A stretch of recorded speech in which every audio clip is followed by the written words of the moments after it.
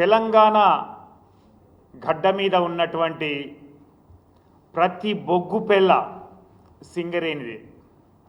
అందుకే సింగరేణిలో ఉన్నటువంటి ప్రతి బొగ్గు బ్లాక్ కూడా మాకే ఇవ్వాలి, వేరేవాడైనా వస్తే ఊరుకునేది లేదు.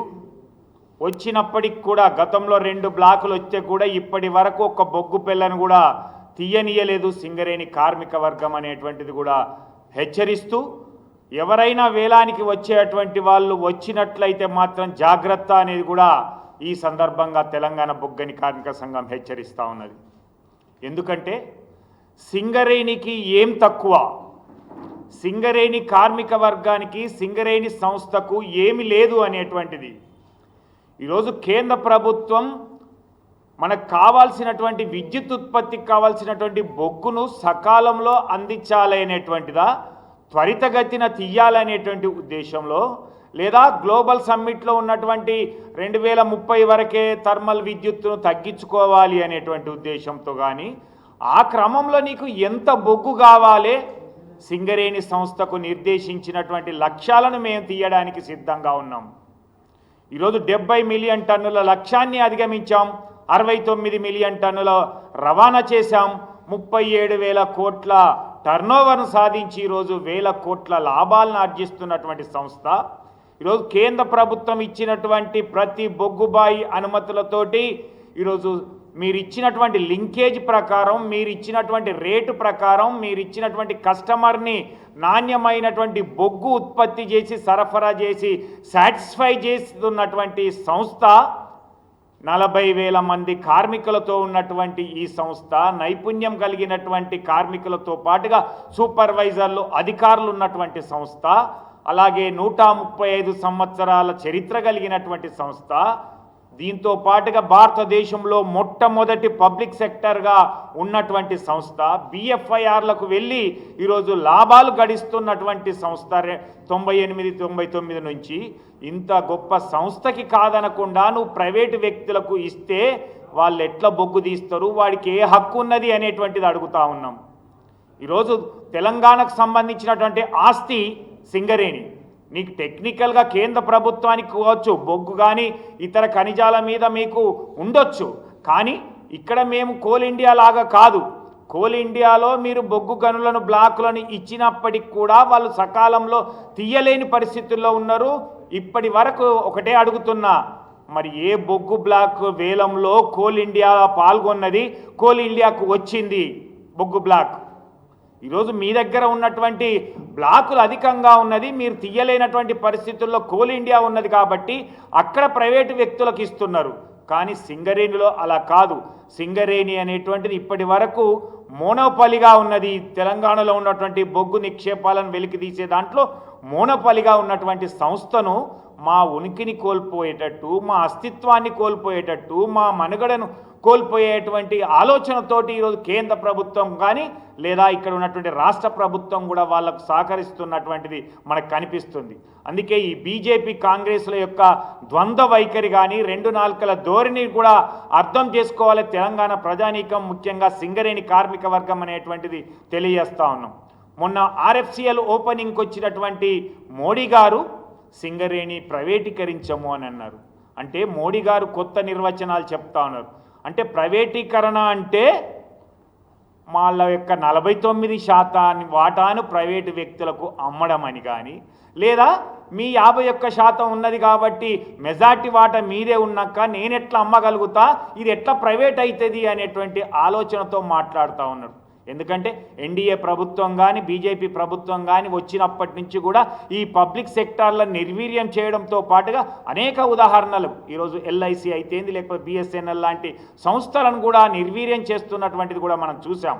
అదేవిధంగా ఈరోజు సింగరేణిని కూడా ఆ విధంగా చెయ్యాలనేటువంటి ఆలోచనతో ఈ వేలం పాటలు అనేది చెప్తా ఉన్నారు. ఏమనంటే ఎంఎండిఆర్ యాక్ట్ 2015 అంటుండు, అనేక సవరణలు చేసినామంటున్నాం, సుప్రీంకోర్టు తీర్పు అని చెప్తా ఉన్నాం. దీని ప్రకారంగా ప్రతి ఒక్కరు వేలంలోనే పాల్గొనాలి, వేలం ద్వారానే బొగ్గు బావులను తీయాలి అనేటువంటి చెప్తున్నటువంటిది ఈరోజు అనేక రాష్ట్రాల్లో మీరు ఇచ్చినటువంటి నామినేషన్ పద్ధతిలో ఇచ్చినటువంటి బొగ్గు బ్లాకులు ఏమైనాయి అనేటువంటిది అడుగుతా ఉన్నాం. అదే కాకుండా సింగరేణికి ఇచ్చినటువంటి మా నైని బ్లాక్ అయితేంది, న్యూ పాత్రపద అయితేంది, లేదంటే తాడిచెర్లకు సంబంధించినటువంటి బ్లాక్లను ఏ విధంగా సింగరేణికి ఆ రోజు ఇచ్చినో మేము చేయనంటే జెన్కోకి ఇచ్చినటువంటి సందర్భాలు కూడా మనం ఉన్నాం కదా. ఈరోజు కోల్ ఇండియాలో కూడా ఎక్కడ యాక్షన్ లేకుండానే మరి బొగ్గు బ్లాక్లను ఈరోజు తీసుకుంటుంది కదా. వాళ్లకు రిజర్వేషన్ పెట్టినట్టుగా, వాళ్లకు నామినేషన్ పద్ధతిలో ఇచ్చినట్టుగా సింగరేణికి ఎందుకు ఇవ్వము అని అడుగుతా ఉన్నాం. మాకేం తక్కువ అని అడుగుతున్నాం.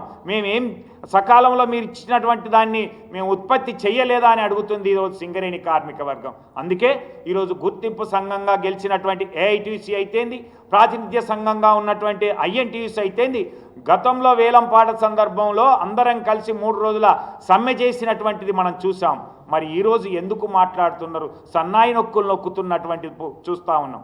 ఈరోజు మేనేజ్మెంట్ దగ్గరికి పోయి మేనేజ్మెంట్స్ ఈ వేలంలో పాల్గొనాలి అనేటువంటిది ఈరోజు ఏఐటీసీ ఐఎన్టీసీ చెప్తున్నటువంటి క్రమంలో యాజమాన్యం పోయి ప్రభుత్వం దగ్గర అనుమతులు తీసుకొని వేలం పాటలో పాల్గొనడానికి సిద్ధమవుతున్నటువంటి దాన్ని కూడా మనం చూస్తూ ఉన్నాం. కాబట్టి సింగరేణి యాజమాన్యాన్ని కూడా చెప్తా ఉన్నాం, ఒకవేళ ఈ ప్రైవేటీకరణలో భాగంగా ఈ వేలం బొగ్గు ప్లాట్లో మీరు పాల్గొని ఆ శ్రావణపల్లి బొగ్గు బ్లాక్ అనేది సింగరేణి సంస్థ దక్కించుకోకపోతే మన బాయి పక్కనే ఇంకొక బాయి ప్రైవేటోడు వస్తే వాడు తీస్తున్నటువంటి బొగ్గు నిక్షేపాలు వాడు కమర్షియల్ మైనింగ్ అంటే ఎప్పుడైనా ఎక్కడైనా ఎంతకైనా ఎవరికైనా అమ్ముకునేటువంటి అవకాశం ఈరోజు బీజేపీ ప్రభుత్వం ఇచ్చింది. ఆ రోజు కాంగ్రెస్ ప్రభుత్వం ఏమో క్యాప్టివ్ మైనింగ్ పేరు మీద వాళ్ళు వేలం వేస్తే ఈరోజు కమర్షియల్ మైనింగ్ పేరు మీద ఈరోజు బీజేపీ చేస్తున్నటువంటిది ఇది దారుణమైనటువంటి చర్య. ఇది సింగరేణి అస్తిత్వాన్ని మనుగడనే లేకుండా చేసి ప్రైవేటీకరణకు దారులు చేస్తున్నటువంటి బాటలు వేస్తున్నటువంటి ఒక బీజేపీ ప్రభుత్వం యొక్క వైఖరి అయితేంది, అలాగే కాంగ్రెస్ ప్రభుత్వం ఇక్కడ రాష్ట్రంలో సహకరిస్తున్నటువంటి విధానం అయితేంది, ఇదంతా కూడా తెలంగాణ ప్రజానీకం గమనిస్తూ ఉన్నారు. ముఖ్యంగా సింగరేణి కార్మిక వర్గం కూడా గ్రహిస్తుంది. మొన్న జరిగినటువంటి ఎన్నికల్లో వచ్చి ఎట్టి పరిస్థితుల్లో సింగరేణి ప్రైవేటీకరణ కాదు అని చెప్తా ఉన్నావు. ఈరోజు మాత్రం మరి బొగ్గు బ్లాకులను వేలానికి సహకరిస్తామని చెప్తున్నాం. మొన్న వచ్చినటువంటి బట్టి విక్రమార్క గారు ఈ యొక్క ఓపెనింగ్కు కిషన్ రెడ్డి గారితో కలిసి వెళ్ళినటువంటిది అయితేంది ముచ్చడించినటువంటిది చూస్తున్నాం. ఒకవైపు సింగరేణి సంస్థ వేలంలోకి వెళ్తుంది అని చెప్తూనే కిషన్ రెడ్డి గారికి రిప్రజెంటేషన్ ఇచ్చి ఈ యొక్క బొగ్గు బ్లాకులు సింగరేణి సంస్థకే కేటాయించాలి అని చెప్తా ఉన్నారు. మా వినోద్ కుమార్ గారు చెప్పినటువంటి సందర్భం కూడా మనం చూసాం. ఏదైతే ఎంఎండిఆర్ యాక్టులో ఉన్నటువంటి 17A సెక్షన్ 2 ప్రకారంగా ఈ యొక్క బొగ్గు బ్లాకులను మనమే రిజర్వ్ చేసుకొని ఇచ్చుకునేటువంటి అవకాశం ఉన్నది అనేటువంటిది ఆ రోజు కేసీఆర్ గారు లేఖలో రాసినటువంటిది కూడా మనం చెప్తే, మొన్న బట్టి విక్రమార్క గారు కూడా అదే 17A2 ప్రకారంగా ఈ యొక్క బొగ్గు బ్లాకులను మాకే ఇవ్వాలని చెప్పినటువంటిది కూడా మనం చూసాం.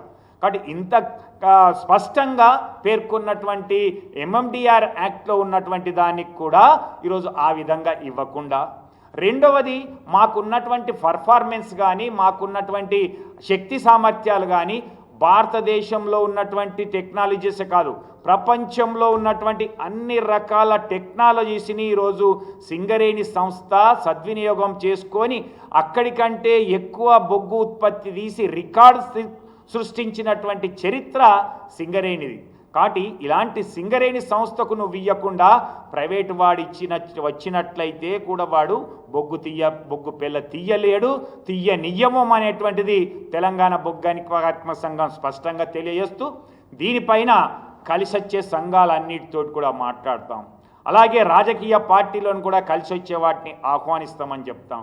దాంట్లో భాగంగానే ఈరోజు తెలంగాణ బొగ్గని కార్మిక సంఘం మన బీఆర్ఎస్ వర్కింగ్ ప్రెసిడెంట్ అయినటువంటి కేటీ రామారావు గారిని కూడా సంప్రదించడం జరిగింది, వారితో మీటింగ్ పెట్టుకోవడం జరిగింది.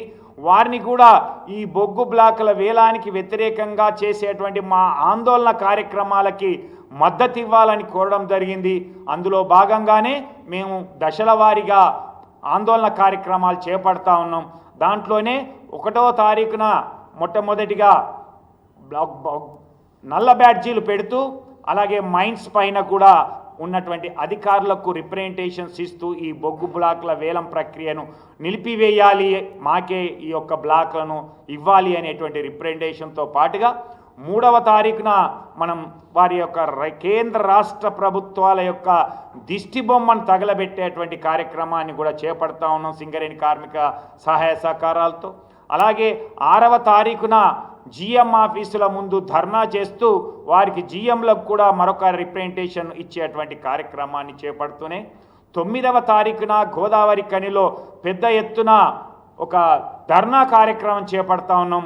దాంట్లో కేటీ రామారావు గారిని మన వర్కింగ్ ప్రెసిడెంట్ గారిని ఆహ్వానిస్తున్నాం. దానికి వారు సమ్మతించడంతో పాటుగా తప్పకుండా వచ్చి పెద్ద ఎత్తున వచ్చినట్టు సింగరేణి కార్మికులకు అండగా నిలుస్తుంది బీఆర్ఎస్ ప్రభుత్వం. అది గతంలో నిలిచినటువంటిది చూసాం.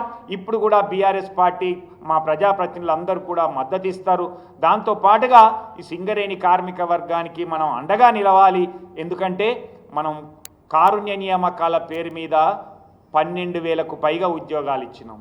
పెండింగ్లో ఉన్నటువంటి 3,200 ఉద్యోగాలు ఇచ్చినాం. డైరెక్ట్ రిక్రూట్మెంట్ ద్వారా దాదాపుగా 4,000కు పైగా ఉద్యోగాలు ఇచ్చినాం. ఈ విధంగా ఇచ్చినటువంటి 20,000 మంది కార్మికులు ఇంకా 30 సంవత్సరాలు పనిచేయాల్సినటువంటిది ఉన్నది.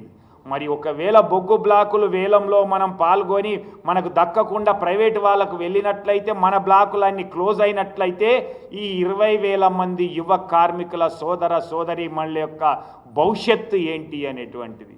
అంటే రిట్రెంచ్మెంట్ చేయబోతున్నారా, గోల్డెన్ హ్యాండ్ షేక్ ఇవ్వబోతున్నారా, లేకపోతే ప్రత్యేక ప్యాకేజ్ ఇచ్చి తొలగించుతారా, లేక కార్మికులు ఎక్కువగా ఉన్నారు అనేటువంటిది ఇంటికి పంపిస్తారా అనేటువంటిది, ఏం చేయబోతున్నారు అనేటువంటిది సింగరేణి భవిష్యత్తే ఆందోళనకరంగా మారుతున్నటువంటి తరుణంలో మరొకసారి ఆ రోజు సింగరేణి కార్మిక వర్గం ఏదైతే తెలంగాణ పోరాటంలో, తెలంగాణ రాష్ట్ర పోరాటంలో ఏ విధంగా అయితే కదం తొక్కి ముందుండి నిలిచి దక్షిణ భారతదేశాన్ని అంధకారంలోకి నెట్టివేసి తెలంగాణ రాష్ట్ర ఏర్పాటులో కీలక భూమిక పోషించిందో, అదేవిధంగా మా బొగ్గును మేము దక్కించుకోవడానికి, మా బొగ్గు బాయిని మేమే సొంతం చేసుకోవడానికి ఎలాంటి పోరాటాలకైనా సిద్ధంగా ఉంటాము అనేటువంటిది మొదటి దశ ఆందోళన కార్యక్రమాలు చేపట్టడం జరిగింది. దాని ఒక వివరాలు చెప్పడం జరిగింది.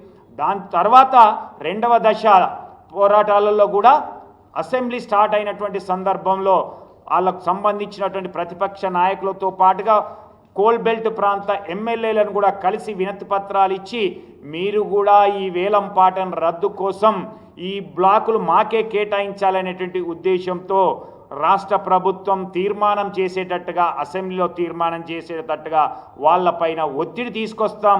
దాంట్లో మా యొక్క నాయకులు కూడా, బీఆర్ఎస్ ఎమ్మెల్యేలు కూడా దానికోసం ముఖ్యం కేసీఆర్ గారి ద్వారా కూడా అది తెలియజేసి ఆ ఒక ఆమోదం తెలిపేటట్టుగా చేయడం ఒక కార్యక్రమం చేస్తాం. దాంతో పాటుగా మనం ఇందిరా పార్క్ దగ్గర ధర్నా కార్యక్రమం చేపట్టేటువంటిది కూడా ఉంటుంది.